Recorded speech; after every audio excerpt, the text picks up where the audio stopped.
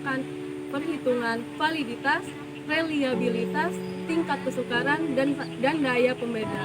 Sekolah yang saya tuju yaitu SMK Negeri 1 Tunjung Teja pada kelas 10 akuntansi 1 dan kelas 10 TKJ 2 sebanyak 57 peserta didik yang diajar oleh Bapak Wahyu Arif Ramadan SPD. Analisis yaitu soal penilaian akhir semester ganjil pada tahun ajaran 2020-2021. Yang pertama kita lakukan yakni menganalisis setiap item soal dari jawaban siswa. Nah, di sini saya mempunyai 40 soal. Jadi kita analisis dari soal nomor 1 sampai soal nomor 40. Dan di sini saya mempunyai jumlah responden 57. Jadi itulah tahap analisis.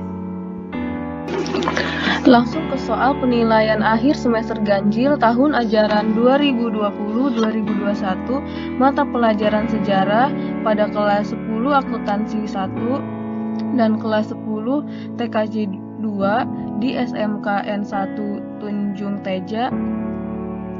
Di sini karena NIM saya berakhiran 08, maka saya mengambil soal nomor 8 yang berbunyi sejarah meneliti dan mengkaji peristiwa-peristiwa atau kejadian-kejadian di dalam masyarakat manusia yang terjadi pada masa lampau. Peristiwa atau kejadian pada masyarakat manusia dan masa lampau atau waktu yang lalu adalah sesuatu yang penting dalam sejarah. Keterkaitan antara waktu dengan peristiwa sejarah termasuk 4 hal yaitu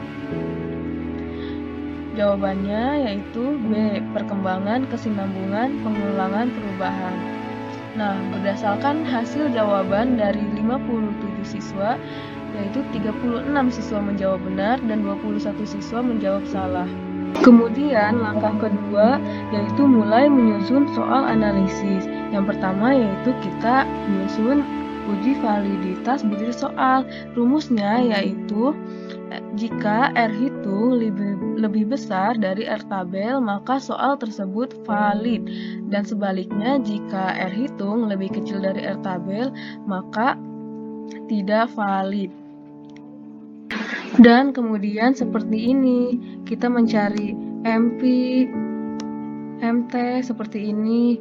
Dan untuk mencari semuanya, kita harus mencari Q, N. Nah, seperti ini. Setelah kita hitung semuanya, lalu R hitung yang kita sudah dapatkan yaitu 0,1995. Nah, R tabelnya tinggal kita searching saja di Google menggunakan tabel pembantu. Karena kita respondennya ada 57, maka diambil 0,2609. Nah, jadi dapat disimpulkan bahwa untuk butir soal nomor 8, R hitung lebih kecil dari R tabel. Jadi soal tersebut dapat dikatakan tidak valid. Kemudian selanjutnya kita akan menguji coba reliabilitas. Rumusnya yaitu menggunakan KR20. Seperti ini rumusnya, kita cari-cari. Nah, apabila R11 sama dengan atau lebih besar daripada 0,70, berarti tes hasil belajar yang sedang diuji reliabilitasnya dinyatakan telah memiliki reliabilitas yang tinggi atau reliable. Nah, dapat juga sebaliknya. Seperti ini. Setelah kita dapatkan bahwa R11 bernilai 1,0023, maka soal tersebut dinyatakan reliable. Nah, kita akan menghitung tingkat kesukaran.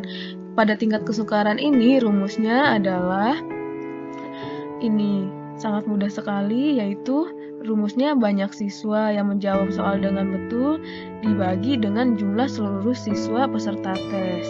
Karena tadi sudah kita hitung jumlah siswa yang menjawab benarnya yaitu 34 dan jumlah seluruh siswanya itu 57. Jadi 34 dibagi 57 hasilnya yaitu 0,596. Maka butir soal nomor 8 tersebut dapat dikategorikan soal yang mudah. Selanjutnya kita akan menghitung daya pembeda. Rumusnya yaitu ini. Di dalam daya pembeda kita harus membagi kelas atas dan kelas bawah.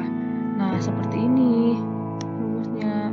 Untuk lebih jelasnya bisa kalian lihat linknya di YouTube ya.